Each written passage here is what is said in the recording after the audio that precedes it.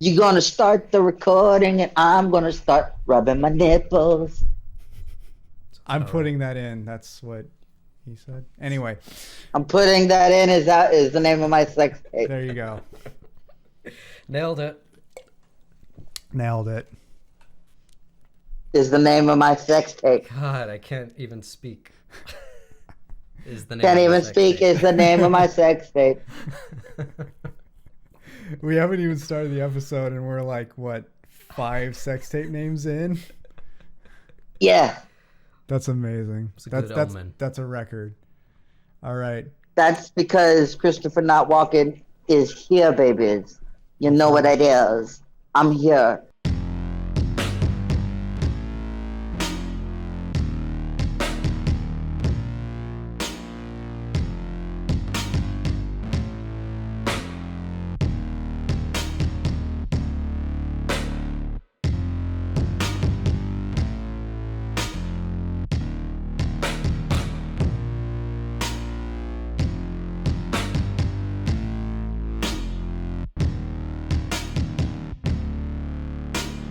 You guys, can I tell the audience? I want to tell the audience. Audience, listen to me. I don't know if you know this or not, but since I've been in the hospital, I got fucking swole. Okay? I got fucking yoked. I got fucking ripped.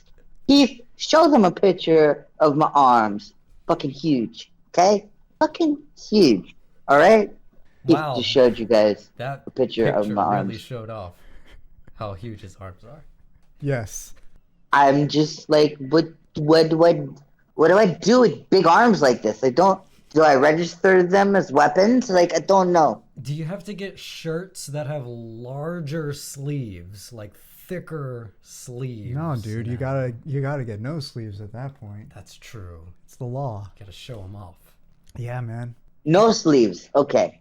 All right. We're just gonna go no sleeves forever. Forever. So, you guys, I have rambled on long enough. Listen, you guys, listen. All right. Today on the motherfucking podcast, you thought I was going to curse. Didn't curse. Ha ha. You know, I Today- could always just edit a real F-bomb in. Don't do that. I'm actually making an effort, Keith. Most of the time you have to edit out offensive words. Keith is like, I'm going to edit more in. Yes. You know me. So here's the thing, you guys. J-Rob is here, all right? And we love us some J-Rob over here yeah. at IGL at It's Getting Late. And we're going to talk to him, interview him. I'm going to be here for like 30 minutes, maybe less. And then I'm going to dip out. But my main man, the only person ever I would ever trust my podcast with ever is here. Always good to be here. Mr. FamKam, and he will be taking over. So even though I'm not going to be here all episode, it's all good. You guys are in good hands. But yeah, let's just jump right into it. Although I'm not going to jump because I don't fucking have legs, you guys. That's the one I'm going to use to edit in the earlier incident. Damn it. Gotcha. You got me. Got him good. So, Mr. Gerald, let's talk about the musics. Okay. You like the musics, don't you? I like the musics too. I also As do play the guitars and things, like that. And I was wondering, when did you pick up your first instrument? What was your first instrument that you picked up? And what was the instrument that made you go, I love music, I want to do this forever and ever? The first instrument I picked up was guitar. In high school, some friends and I, none of us had any prior musical talent or abilities or instruments, but we decided we were going to start a band because that's what you do in high school. Mm-hmm. So we all kind of picked instruments, and I picked to learn guitar, and yeah, so that was probably when I was like 15, I guess. And I really didn't. I enjoyed music before then, but it wasn't until I picked up a guitar and actually started learning music that I was like, oh, this is like kind of like magic that you can like It really is. control sound, and if you're good at it, you can like affect people's like emotions and mood, and that's like kind of crazy magic. So yeah, it was around high school, around when I was like 15 or so, that I got into guitar, and guitar and bass are the instruments I would say I'm most proficient on, and Same. everything else I'm just kind of figuring it out as I go. And like I play a keyboard on stream, but And kalimba. and kalimba. The And kalimba's Jrobthehuman. easy though because it's all in the key of C. That's true. So I'll give you a little tip. C major. If you're listening to my stream, there's a 99% chance I'm in C major. Yeah, I did notice that. And now I understand why. Because my kalimba is only in C major. I have a steel tongue drum, also only C major. I'm not really that good of a keyboard player, so I can just stick to the white keys and kind of poke around on it. So yeah, it's not a lot of key changes. Yeah. In my stream. I feel you there. I am most proficient in the guitar, but I can make my way around a bass and a keyboard. Nice. Totally. I would say I'm definitely most proficient in vocals. Guitar and bass are my main non-organic instruments, if you will. I thought your organic instrument was penis. Was what? Penis. I guess, but only after I eat a bunch of spicy foods. Anyway, but Dicks. also I dabble in keyboard, harp, and kalimba You and play harp? ocarina. I got a little. Ah. That's gorgeous. Yeah, it's probably way out of gosh. tune, but yeah, I love that. yeah. You guys, we should play Paranoid Android. We should I do don't that know cover. song. I don't know. Yeah. I know of it. I know I don't even know of it. Radiohead. Oh, How do you not know Radiohead? I Keith do is know fired Radiohead, but I officially. only know like a few songs. Me too. I enjoy Radiohead, but there are a lot of groups that I like, but that I've never like done a deep dive into. And Oh, I yeah, know same. I know one example of that from I'm gonna personally. give you the bands that you need to do the deep dive into. I know who you're gonna okay? say first is Prince. Prince, Yeah. Yeah. definitely. Prince has a new album out, by the way. What? How? Yeah. It is was it a previously best of? recorded. Oh. He recorded this whole album and then never released it. It's called Welcome to America. Oh, that makes sense. And it's so good. It's stupid good, you guys. Yeah. Is real funky. And Oh, is real like it's real like words to America today. And I'm just like, wow. Prince is one of those He said this artists- shit in 2010. This man had fucking like foresight. Wow. I feel like his brain was just like overpowered. Oh, I mean, it definitely was. I heard that he always had things recording in his house so that if he was like singing or something, like a new idea, it would be recorded so that he can use it. Sounds like a Prince thing, yeah. yeah, just constantly in a mode of creation, which is kind of amazing. Yeah, I would burn out if Yeah. I attempted that. It was And I would run awesome out to of get to talk to addresses. Jill Jones, who worked yeah. with him. We'll put a link to that video in the description. Yeah, man. I talked to her, and she worked with him for a That's long cool. time. And yeah, so that was like one of those moments where it was like, this is how his brain worked. Because I was very curious. And yeah, she answered everything I wanted to know. That's so rad. Yeah. It was pretty cool. That was a while. Was that a while back? Like a couple So, years ago? Because I so remember you, now. you're great at music already, I'm and fine. I'm fine. you decided to mix that in with the world of ASMR. How did you find ASMR, and how did you make the decision that you were going to mix those two worlds together in a wonderful marriage? Um, Marriage. I I don't really honestly remember how I really got into ASMR. I remember sometime in 2017 coming across the like infamous barbershop video that so many people reference of that's like stereo record or binaural recording, and so it sounds like snippings. I remember that, but I know that's not when I got into it. I think I was like, this is cool, and then carried on with my life. But at some point, somehow, maybe some YouTube algorithm recommendation, I came across Softly Galoshes. Oh, I love her. I love her, and which was not only like a cool introduction to ASMR, but into like layered ASMR because she Yeah. does a lot of these like the most tingles you'll ever feel Yeah. or experience videos. So it's all these like layered sounds, and it's done in such a cool, creative way. So my introduction to ASMR was kind of in that route, very like sound oriented, less of the like visuals. Although that's certainly part of what she does. And part of Because what it you had do too. layering, did you sort of like approach it from like a musical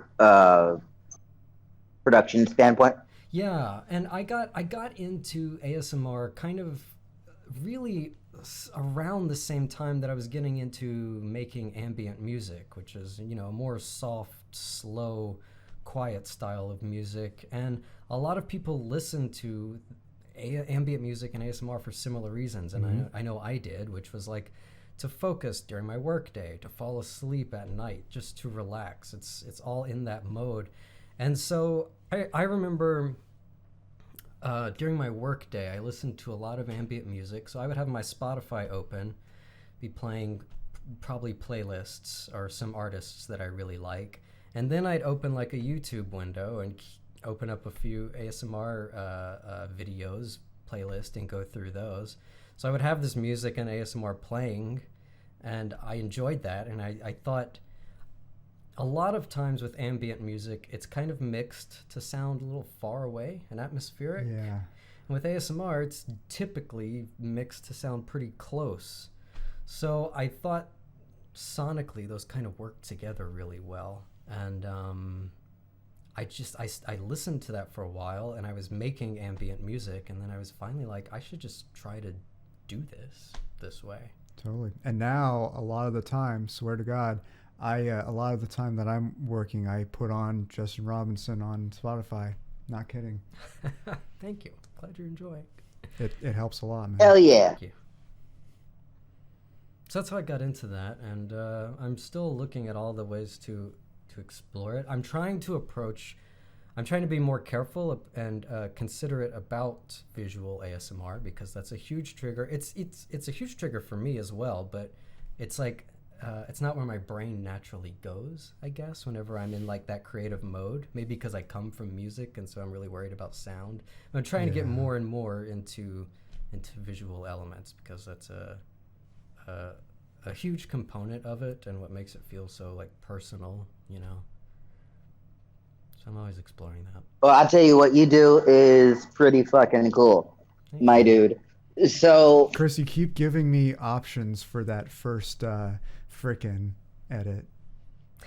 oh, I know. I was only trying to make a point in that first beginning thing because you're not supposed to swear in like the first like whatever. Yeah, if you're monetized and you swear in the first minute, your video will get demonetized more than likely. So sorry, I should have warned you before you put out that 420 video. It's okay. I don't even have 1,000 subscribers yet, so nothing I do is monetized. Well, it'll happen sooner than you think. It'll happen. Yeah, you're getting pretty close to that. I'm getting there. I'm in the 800s-ish or so. Yeah, you are in the 800s. I kind of stopped. I kind of hit a point where I was like, I can't do all the things all the time. And Twitch has definitely been where my growth has been and where my audience is.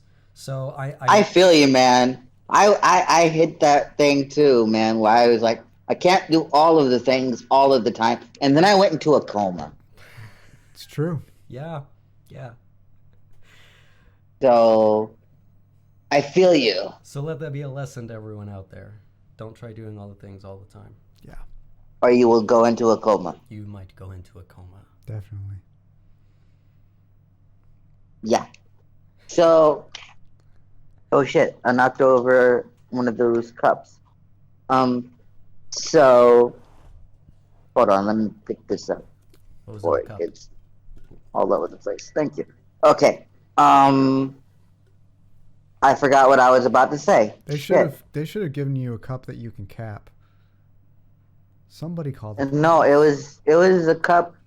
It had my protein drink in it. Oh, that definitely needs to be capped if you're drinking that from a hospital bed, because that shit is hard to clean. It was. I already drank it. It was already gone. It was just a little tiny bit. Yeah. That's good. You don't want to lose any protein. You got to keep those arms growing till they're just unbelievably. You got to keep them big and kawaii. That's what I'm gonna do, you guys. Don't even worry about it. I got this. Cool. I'm gonna keep the arms real fucking big, real fucking out there, and swole. Okay, I'm gonna be like the most swole ever in the history of ever. Speaking of swole arms, hi Cher, how you doing? Does Cher have swole arms? No, but she likes mine. Hi, Cher. Cher. I got you, babe. I recently saw an old video of Cher singing that with Beavis and Butthead. Oh, wow. It was amazing. Beavis and Butthead were watching shared VR, and it was like interactive, and Butthead's like, so like Cher, and Cher's like, so like what? And he's like, you still married to that Sonny Bono dude? And he's like, no, not really. And he's like, he's a dork. It's just like, oh yeah. Oh my god. How much do you think they had to pay her to do that? Oh, a shitload, no question. It's Cher. You gotta pay her a shitload for literally anything other than buying her albums. Come on with these. My uncle saw her in concert in the 90s. Nice. Come on with these weird alternative cartoon characters. We're gonna joke about your. I remember him going to see her. Oh, he was alive at the time. Oh, okay. Yeah, he was alive at the time. Well, that's good. He died after Beavis and Butthead was no longer a thing. Well, in their first really? round, Beavis and Butthead did reboot for a short time in 2011, and instead of making fun of music videos because of where MTV was, they were watching reality TV and making fun of that instead. right. It just didn't feel like Beavis and Butthead or MTV. Yeah, that seems Not to They shit on should have people- just made fun not of to shit on music people who videos. enjoy reality TV, but it's music television, so yeah. not anymore. Not anymore. Pat Why do people make all these it's okay videos? you don't like the It's It's Okay annoying. Chris, it's okay. Keith, you need to cut that out because that was Katie. Shh, it's okay. It's okay. It's okay. I need you to cut that out, Keith. I didn't realize it was Katie, and then I looked at the name. All right, I'll cut that out. Why not? Okay. I didn't. I didn't realize it was her. I just saw that it said "shh," and I'm like, I'm so tired of these. And then I saw the name, and I was like, oh no. Oh no, I can't get that out there publicly. Good job. Sorry, I have to clear my throat every now and then. It's okay. I had a crazy cold last week. Well, actually, it was almost 2 weeks ago, and I feel way better. And I got COVID tested because even though I'm vaccinated, I was like, "What if I have COVID?"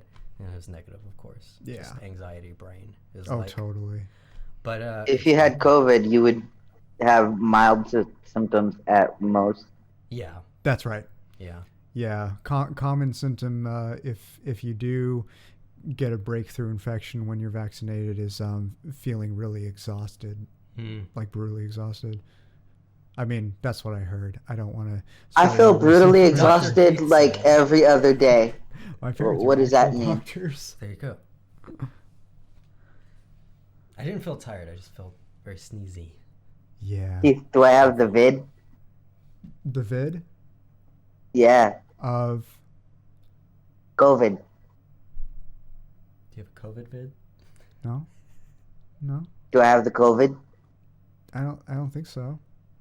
I'm exhausted every other day though. Well, that's because you've been going through dialysis. Oh yeah, that's right. How could you forget? My bad, you guys.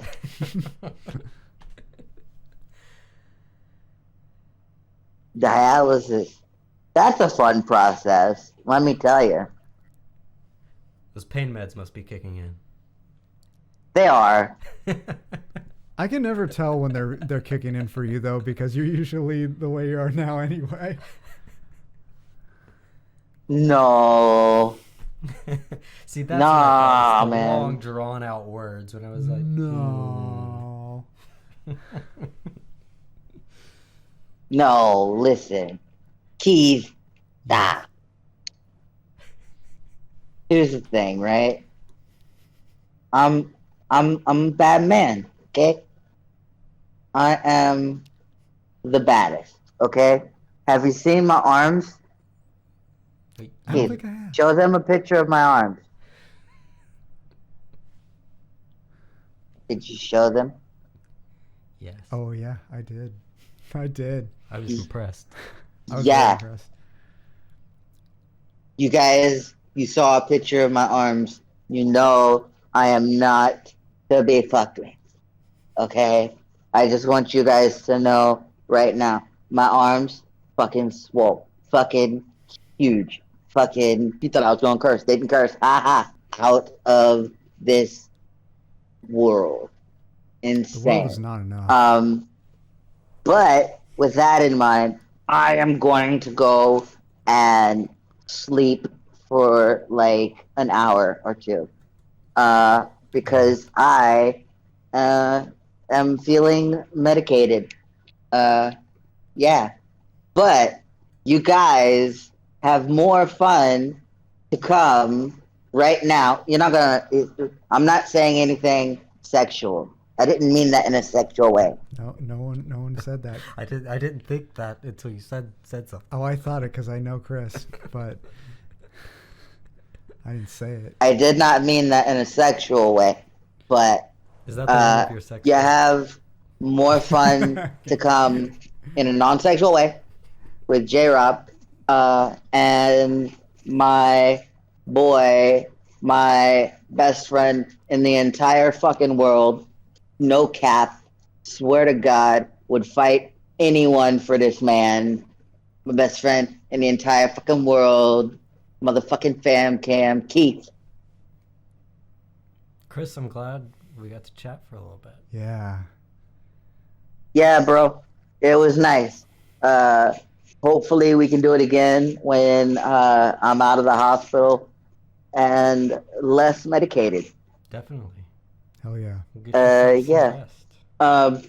As for me, you guys, hi, I'm ChristopherNotWalken. This is It's Getting Late. I love you, and bye. Well, now my brother from another mother, ChristopherNotWalken, is going to sleep. The man is still in the hospital, but he is on the mend, and as you can see, he's been getting them gains. And you also need to rest up when you're getting them gains, because that's when most of the muscle growth happens too. Yeah. That being said, we got some more exclusive interview content for all of you with the one and only Jrobthehuman. I'm still here. He's still here, and I'm I still didn't here. leave. He didn't leave. I was like, Chris is gone, I'm leaving. Just kidding, I'm still here. Yeah. So let's talk about your stream, because your streams are super unique. I've been following you for, I want to say, about a year now, and I still get blown away every time as if it was my first time seeing it, because it's just that unique and creative and special. And so I want to talk a little bit about that. We touched on what got you into the layers stuff with Softly Galoshes and things like that. So what was how did you create your procedure to make that all possible? Like my setup that I'm going with? Yeah, your setup. And what kind of software do you use for mixing? Sure. The two big pieces of equipment I have is, well, the software, which is FL Studio, which is my DAW, digital audio workstation. DAW. The DAW. A lot of people use Ableton for looping and things like that, but I've been using FL Studio for music production for like forever, like 14, 15 years. So I'm just so kind of into that environment that's what I decided to stick with. So I've got that. The other piece of equipment that's been critical is a little MIDI controller I have. It's called a MIDI Fighter Twister. It's got all these little knobs on it. Yeah. And when I was doing ambient music a little bit before I started doing ASMR, I was looking for a way to perform live, and I thought that some kind of looping might be a nice thing to do. And so really the idea for looping just came from the ambient music that I was doing. And then I just realized, like, oh, well, I could loop any kind of sounds doing this. So that's kind of how I got into the technical aspect of doing that. Is I've got the microphone, and when I started I was just using like a regular Shure just microphone, mono microphone. Now I use a Tascam, so I get a little stereo action. But just the microphone into my PC, into the software, I'm using these little knobs to control the kind of delay aspects and bring volumes up and down on things, add reverb, do a little panning. So it's sort of just like a little live music production session, I guess, whenever I'm doing that. Does it also function as a mixer, or is it just to adjust effects? Yeah, it's also a mixer. Yeah. So I have the way that it's set up is that I actually have I had to actually count in my head. I have 12 mixer tracks, and whenever when I turn a knob, it sends the audio into one of those mixer tracks, and from there it hits kind of in the mixer track, it hits a delay, and that delay is what's actually doing the looping. So I'm not technically looping the way that a lot of loopers work, which is that it kind of copies the sound and plays it over and over again. I'm actually hitting like a delay effect, but it's just really, really slow. Really delays. prolonged. Yeah. And so that's actually one of the, it's a plus and a minus, because it means over time, it actually, the signal starts to kind of degrade. Yeah. It gets a little bit quieter and actually kind of sounds a little broken-ish. So I'm. But as it gets quieter, it's harder to notice that it sounds broken-ish, especially when it's mixed with a bunch of other sounds. Right. Although you can actually add feedback so that it can actually get louder and louder and more broken. So if you wanted to make really crazy noisy stuff, you could do that. But obviously on stream, I keep it a little more calm. I stay chill. My man.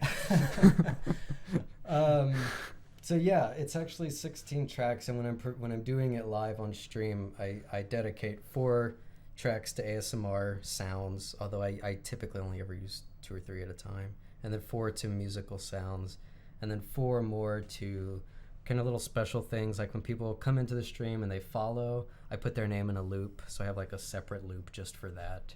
When people come in and raid, I sing a little raid song and put that in there, which I raided you sometime recently, a month or 2 ago. Somewhere around there, yeah. And Keith, if you don't know, Keith does a lot of impressions. Mm-hmm. And so I think someone redeemed like a channel points reward to do an impression of me. Yep. And I was like, I don't think I do anything that's so like what kind of impression would you do of me? I don't know. And so he immediately starts singing my raid song back to me, and I was like, oh, that's good. Yeah. And then you drew a heart, and I was like, okay, all right. This is all my love and appreciation for you. I guess there's a few notable things. Yeah, dude. That Sometimes we don't notice that about ourselves. No. Like I remember Alpha once did some impressions of ASMR artists, and when he got to me, I was still a lot more new and had no idea what somebody would do to do an impression of me. And he did my intro. Hey, how's it going? It's FamKam. Like that. The way he did it was just amazing. If you're good at impressions, all you need is that one like in to kind of find like, here's the voice or here's the thing. Yeah. And we don't realize we give people those ends to do that. Yeah. I must say, until that request came in to do an impression of you, I never thought of how I would do an impression of you. That was just thought of on the spot. That was a good off the cuff Because work. I was able to think of it because you had just raided me, and I'm like, oh yeah, he has a raid song. I'll return the favor. And there we go. Yeah. Let's talk a little bit more about one of your other features on your stream, looping trigger words and phrases. Yeah. How'd you come up with that, and what are some of your favorites that have been requested besides developers? developers. We'll explain that in a bit. I don't really remember how I came up with that. I think I think that when I was starting the stream and I was like, what kind of requests will I do? People like trigger words. Yeah. And so I could just get in front of the microphone and be like, coconut, coconut, coconut. Totally. But then I was like, well, actually, it would be much easier if I just put it in a loop. Sometimes those kinds of things, it's a plus because I really only have to do it once, and then it just keeps going. Yeah. Well, now you do it twice, one for each ear. Right. I ended up doing that because the loops, when it hits the delay, it goes a set amount of time. And so I usually kind of go back and forth, and then once it loops over, I try to say it on the opposite side so that each time it comes through, it's being said through both ears. I don't know if these visuals that I'm doing are helpful. I feel like a crazy person. Well, it's like you're chatting in the ears, like cheep cheep cheep Hello, cheep cheep cheep cheep. developers. You gotta keep them separated. I think that's probably one of the most memorable ones that I've had. Actually, probably both of yours have been memorable because I feel like you really put thought into them when you came in and made your request. Oh yeah, when I make trigger word requests, I always have to do something silly. I once had James Bond 235. Actually, I had him do this twice, two different times. I had him read Picasso's actual entire full name. Oh. And it's a paragraph. Really, is it? It's a paragraph. Huh. Interesting. I'm gonna have to look this up now. I'll do it right now and Let's read do it it. right here. Google had to put a ... as a to be continued thing. Pablo Diego Jose Francisco de Palawan Nepomuenco Maria de los Remedios Cipriano de la Santísima Trinidad Ruiz y Picasso. Wow. How do you get that many names? I don't know. I feel like it's one of those things where, like hyphenating last names is pretty common now. Mm-hmm. So I feel like I don't know much about last names from around the world. I know they vary quite a lot in different cultures, but I feel like it must be one of those things. Like after generations and generations, they had to keep adding on and adding on. Now we come to you. You have a paragraph name. Either that or his parents were trolls. Lunatics, maybe. I don't know. I'm gonna make it as hard as I can on this kid. Yeah. Like, I feel like if I was a kid and I had to learn that many names, I don't think I would. I think I'd be like, Probably not. I'm just gonna learn like one, maybe like 10 at the most. What is your name? I don't know. I don't know. I don't know what my name is. It's too long. I never learned it. Just call me Hey You. It's yeah. It's like there's like two different stories that are basically the same thing. Somebody with a really long name fell in the well, and when somebody tried to get help, it took them forever to say their name, and that put them in jeopardy. There was like there was Tiki Tiki Tembo, No Sa Rumbo, Chari Chari Buchi, Pitberry Pembo, and then there was a song, Eddie Coochie Catchy Kama Tosanir Tosanoka Sama Kama Wacky Brown fell into the well, fell into the well, fell into the deep dark well. Sang that as a kid. I think you'd have to learn your name through song in that way. Yeah, actually. For real. My name's pretty short. Yeah, mine too.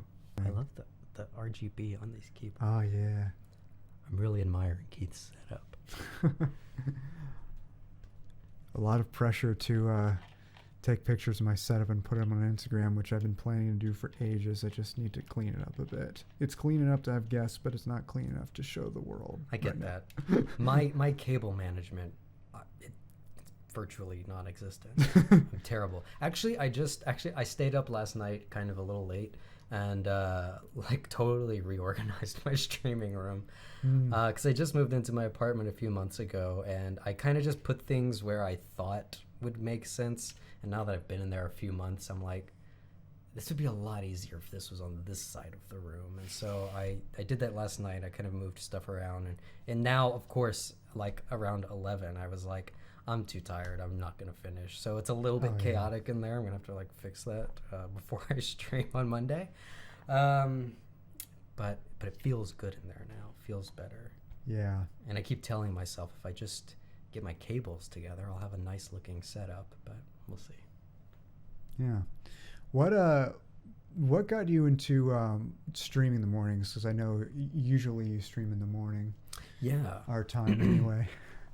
Yeah, I started when I began streaming. I started kind of around 9 or 10 or maybe even 8. I don't remember. Now I do like 9 a.m. Pacific, Monday, Wednesday, Friday, and 8 p.m. On Mondays and Wednesdays. I started doing it in the mornings because my partner and I live together in a studio apartment, and I love her dearly, but sometimes she's noisy. And so she would go to her office during the day, and I'd have the place to myself. And the kind of IRL work that I do is I do writing, mostly like marketing writing, copywriting, and we're both in marketing. I do digital marketing. Really? Yeah. God. But I don't Two do digital marketers with jeans and gray shirts. Yeah. I don't do a lot of copywriting though. I did it at my last job, but Gotcha. not so much at my new job. That's what I've been doing since 2014. But in 2016, I became an independent contractor, so I contract out for different people, and so because of that, I can set my hours and work whenever I want. That's good. So in order to stream, it just didn't make sense to do it at night with like someone else in like literally the same. Already, I have to share the space with my cats, and they're noisy. So it made sense for me to do it kind of early in the morning, and then do my like real work after that. Totally. Yeah. So it's an interesting time period because I would say half of my audience at that time is around the world. Huge. It's a big time for the European people in Europe are going to sleep and like coming down for the evening. Yeah. So there's still a pretty good amount of people like me that still during the day are like on Twitch and listening to Twitch while they're doing their work. Yeah. There's a good amount of people like that in the U.S. and in South America. and Canada, North America, South America, I guess, this side of the world. South America is a little bit further east, though, because like their Western time zone is just east of our Eastern time zone. Oh, okay, that makes sense. Yeah, so I guess it'd be a little more. It's afternoon for them whenever I'm starting in the morning, I guess. Yeah. For a lot of them. So yeah, and then a few months ago, things are going well on Twitch, and but I was feeling like I would like to get more of a North American audience because, well, I don't know, for a few reasons. As a musician, I do plan on like playing out more, and it would be a lot easier for me to play in like the surrounding states rather than like fly to Europe. Totally. So I've been I added on a couple of night streams, and it's a different vibe at night. It's fun, sometimes weird, but I enjoy it. Well, it's Twitch. Twitch. Of course, it's gonna be sometimes weird. It's gonna get weird. Yeah. That's why I started in the mornings, because to share the spice. And we moved recently, so now we're in a 2-bedroom. So I have a separate space that I can stream at night. That's good. And living in an apartment, you just do what you can to soundproof it as much as possible, and then just roll with it. But doing what I do with all the looping and layering sounds, I can mask a lot of the kind of background noises that are going on just by having all these layers of audio going on at once. So that's kind of a nice practical side effect of doing what I do the way I do it. Totally. You're originally from Louisiana. What was it like growing up there, and what brought you to California eventually? Growing up there was hot and humid, and a lot of amazing food and a lot of great music that I didn't totally appreciate until I moved away, the music part of it. Because I grew up in a tiny little farm town, and on the radio it was pretty much just country music and some like Cajun music stations. Yeah. And I don't know, when you're like a kid and you're like watching, television and produced in like Hollywood and like New York, it's like, oh, well, I want to be like more hip and cool, and I don't want to listen to like country and Cajun music. I want to listen to like rock music and like R&B and stuff like that. And so growing up, I kind of went against that, and like I said, I wanted to be in a rock band. Once I actually moved to California, I started listening to so much more Cajun music. I think part of just out of like nostalgia, and then I like really got into it, and I was like, oh my God, so many missed opportunities to like experience this in person.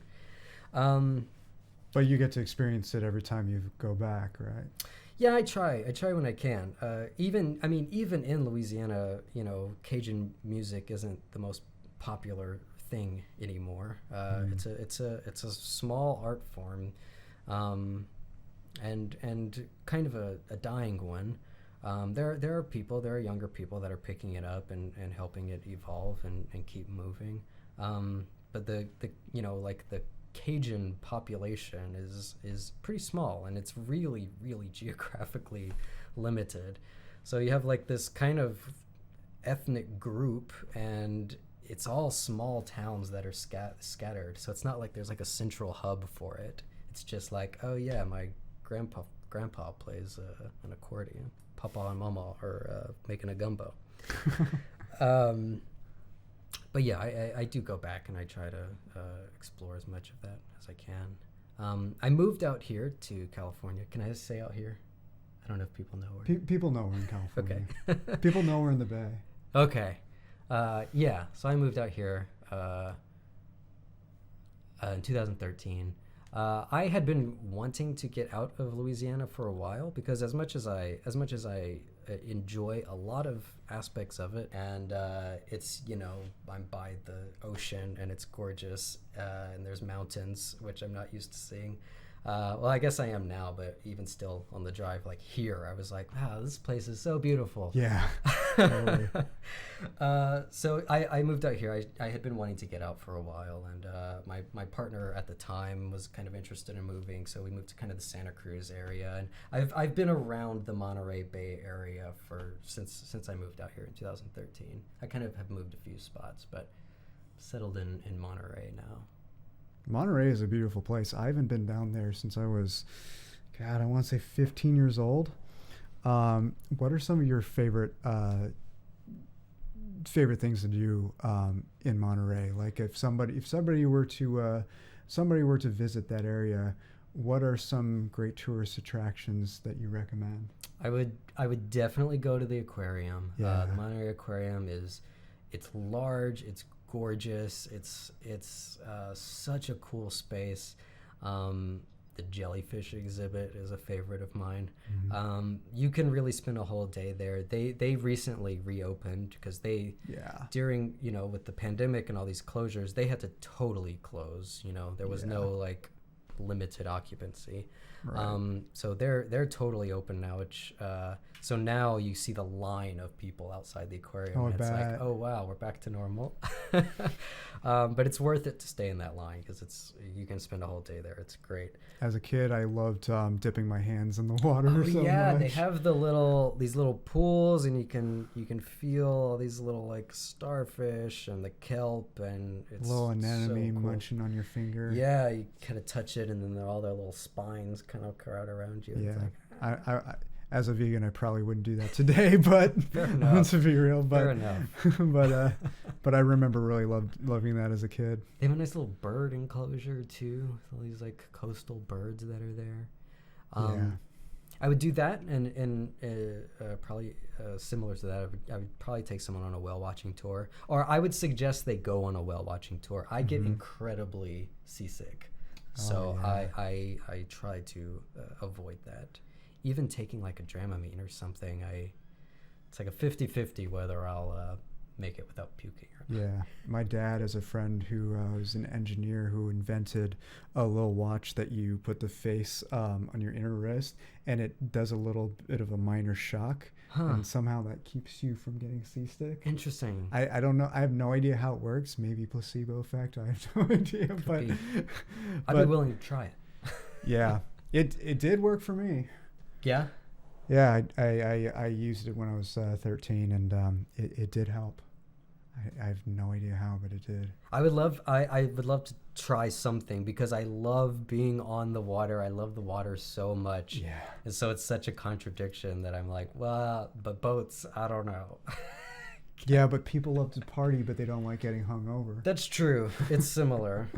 The problem, well, yeah. At least though, when you party, the hangover comes after. And for me, Yes. the motion sick comes right in the middle of being on the boat, and then I feel terrible continually. Oh yeah. There's so much beautiful places to hike down there. If you want to go a little further south to Big Sur, I mean, it's just some of the most gorgeous I places. keep hearing about Big Sur, but I've never been up there. It's stunning. Some of my friends and my dad have all been there, but not me yet. There's a restaurant down in Big Sur called Nepenthe, and I would definitely recommend it. It's such a cool local Big Sur spot. There's just open. There's like games. There's amazing food, great drinks. It overlooks. It's like kind of on a cliff, and so it's just the ocean, and then on the other side it's like mountains and like forest. It's beautiful. I keep saying on stream that Monterey should pay me because I feel like I promote this area so much. That's how I am with LaCroix. Fair enough. So Miss Caitlin, aka ASMR Kitten. Hi, Caitlin. Hi, Caitlin. You got to check out Caitlin's channel on YouTube and Twitch, by the way. We'll put links to all her stuff in the description. She asks a couple questions. Does it make you smile and laugh when your cats get into the loop as much as it makes your viewers smile, laugh? And by the way, before Justin answers, I got to point out he has the best names for his cats: Socrates and Batman. That's right. And Batman's a girl. Yeah, Batman's a girl. So don't be fooled. It took probably a couple months into watching your channel is when I found that out. So yeah. So when I'm looping, where no matter what you do as an ASM artist, you're you're trying to work with your environment and crossing your fingers and hoping that things sound good. When I'm looping, a cat meows and gets in the loop. I would say maybe 40% of the time I might smile and laugh, and I would say 60% I'm just like, damn it. Well, whenever he's doing that, I'm doing all the smiling for him. It's been such a weird thing because I did, and maybe it's in hindsight it seems stupid, but I did not expect that my cats would become such a critical component of my live stream. I'm trying to do this like interesting stuff, combining sounds and layering and looping, and then it's like meow. I'm like, they make me stay humble. They bring me down every time I get a big ego. They're like, I'm here now. I'm in your loop. That's what cats do, man. Over. That's true. That's what they do. They like to remind you who's boss. It's pretty universal among the cat community. I will say I've always said I wish my cats could have a job, and in some way I feel like they kind of do now. Yes, they do.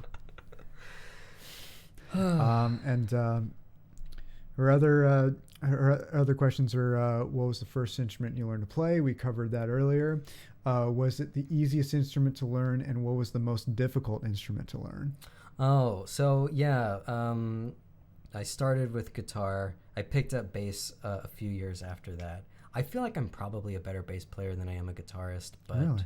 I think so. I like funk. I like groovy bass music.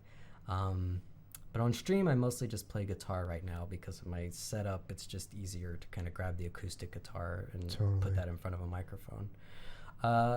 Easiest instrument to learn, I would say grab something like a kalimba, which is all in the same key. And all the notes are written. They're all written for you. So if you want to just play and have nice sound and not worry about what's right and what's wrong, grab you something like that where you literally cannot hit a wrong note.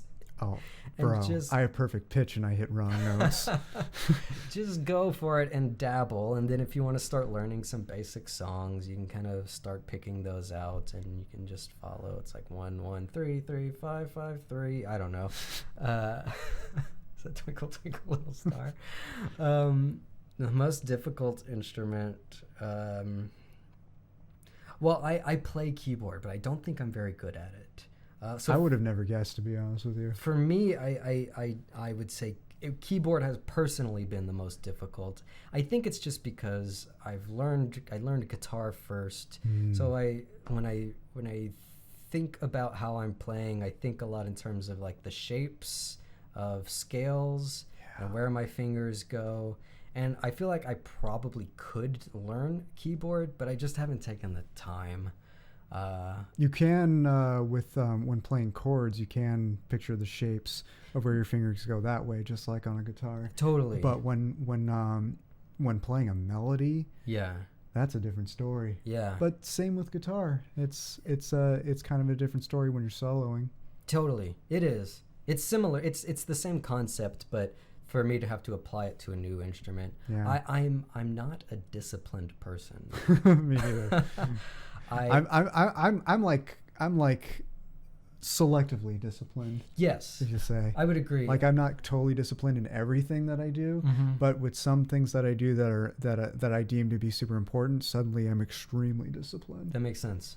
I've just never taken the time to be like, I'm going to learn the keyboard.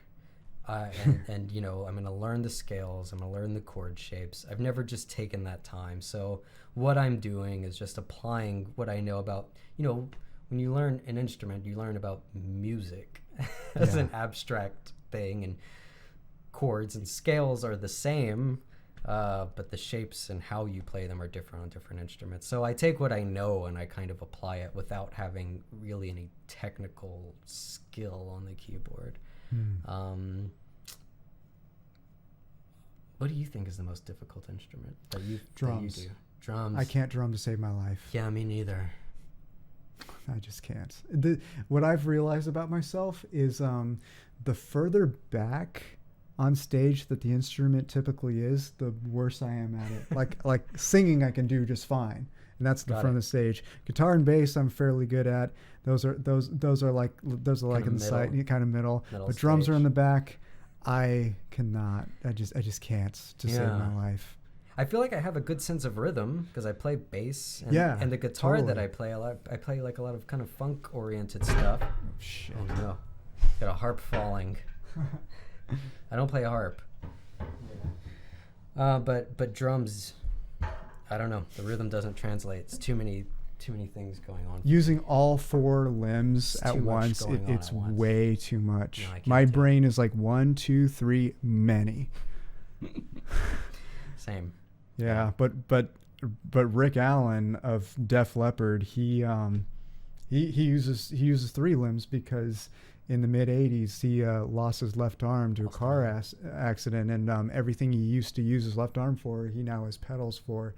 And their lead singer Joe Elliott once stated that Rick Allen is now a better drummer than he was when he had 2 arms, which is pretty damn cool. Yeah. Not cool that he lost his arm, obviously, but cool that he was able to overcome it and surpass it.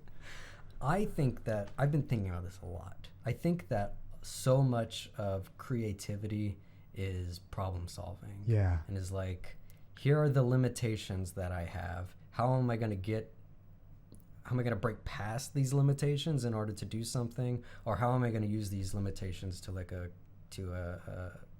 some advantage? And I imagine losing an arm. That definitely adds some limitations. Mm-hmm. So being able to overcome that is like, that's some immense creativity at work. Yeah. So as we come to a close, what are some of your future plans for your channel on Twitch, on YouTube, and on Spotify? On Twitch, I really am interested in streaming more in the music category. There are a lot of people. It's very interesting because the ASMR crowd is, for the people that are into what I do, they're very they're like, oh cool, it's ASMR and music. Mm-hmm. People are pretty open to that. I feel like when I go into the music world, people are like, what are you doing? That's kind of how it is with me in gaming sometimes. I imagine. Sometimes. That makes sense, yeah. I imagine people that stream in a gaming category, but streaming whispering and doing ASMR, you probably get those kind of similar responses. Yeah. Like, why are you whispering? A lot of my closest followers are all on board with the gaming stuff. Sure. But I do typically get a smaller view count when I'm streaming gaming than I do when I'm streaming ASMR or even ASMR gaming. But that's okay because it's good to have fun with other stuff once in a while because that prevents boredom and burnout. Totally. And they just recently added a sound bath category tag to Twitch, not a category but a tag. Ruby True actually, I think, kind of spearheaded that movement and got sound bath and meditation added.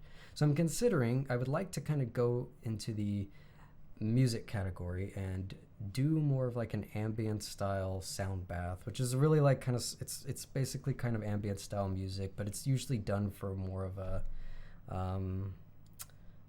maybe like a therapeutic purpose than just for fun or entertainment, I guess. Yeah.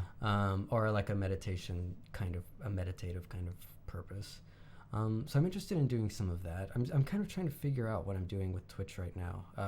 But I've always felt that if I can get some ASMR people into ambient music, and if I can get some ambient music people into ASMR, then we can, I don't know, have a nice time together. Well, you got me on the first of those 2 categories, man. Sweet. Because I've loved ambient music for so long. I haven't made a lot of ambient music. I dabbled a little bit, mostly in my teens and early college.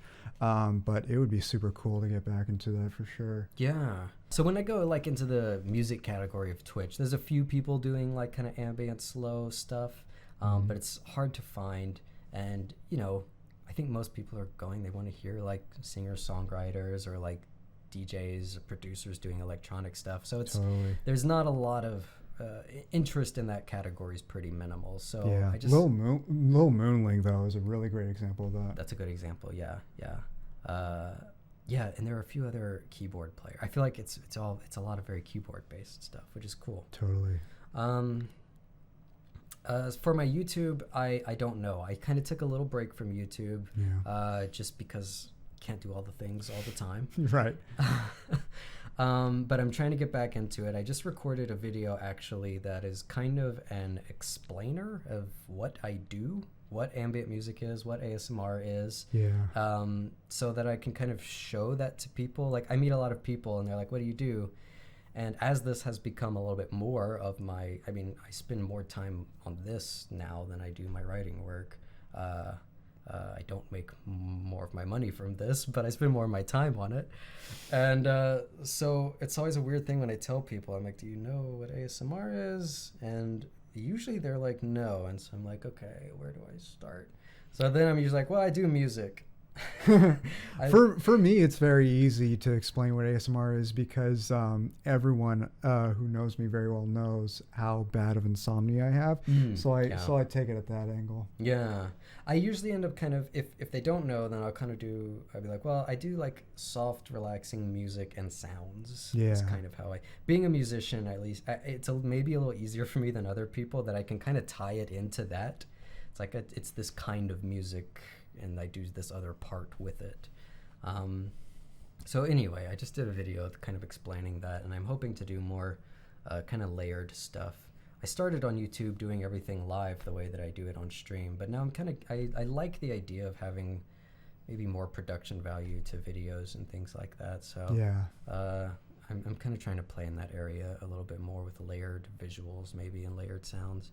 And then for like Spotify for the music that I do, I don't know. I'm always just coming up with different things. Sometimes I put out, just an ASMR release. Sometimes it's really just kind of ambient music, and then sometimes I combine both. That's kind of Spotify is kind of a whole beast. And I say Spotify in substitution of just like music in general, because that's where most people listen, I find. Totally. Where could everybody find you on social media? I'm at Jrobthehuman on most places, Instagram and Twitter and Twitch. On YouTube, I don't know what I am. My channel link on YouTube is something crazy. If you search for Justin Robinson ASMR, you'll probably find me. Yeah, exactly. Justin Robinson on YouTube and Spotify. Yeah, and Spotify and streaming services. I just go under my name. Yeah. And also Bandcamp, that's your merch. Yeah, I have my merch and actual downloads of my tracks. If you are the kind of person that thinks maybe one day I won't have an internet connection for a while and I would like to have this downloaded, you can download them there. And then my merch is on there as well. Absolutely. Well, Justin, thank you so much for being on, and thank you so much for coming out here. Thank you for having me. First IRL interview on this in the history of It's Getting Late. We're breaking ground. We are breaking ground. Holy crap. Yes, thank you for having me on the show and in your home. Yes. You're always welcome, man. I appreciate it. So yeah, make sure to follow Justin on Twitch, subscribe to him on YouTube, follow him on Spotify and all the other places just mentioned. We'll have all the links down below in the description, and of course, make sure to subscribe to It's Getting Late and ring the bell, and so that you don't miss another interview, and leave a thumbs up. It helps the channel a lot. Smash that like button. Smash that like button.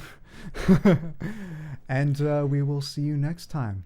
This is FamKam signing out. Stay chill, everybody.